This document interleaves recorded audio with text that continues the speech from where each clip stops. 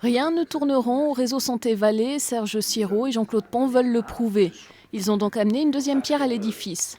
Leur cible, la façon dont une douzaine de personnes ont été nommées à des postes importants.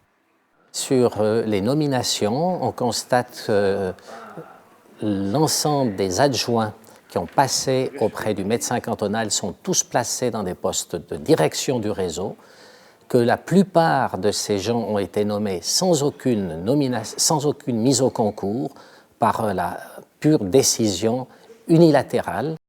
Dans un document, les deux hommes citent nommément les collaborateurs concernés et rappellent leur parcours.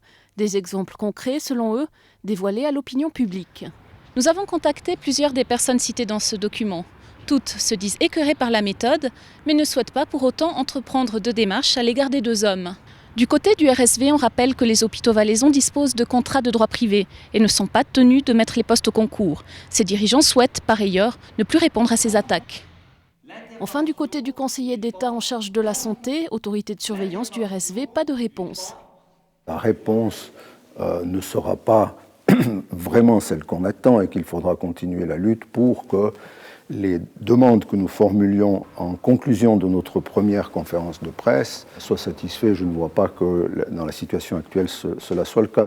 Une lutte qui ternit l'image du réseau hospitalier valaisan à 2 ans de l'ouverture des frontières cantonales en matière de soins hospitaliers.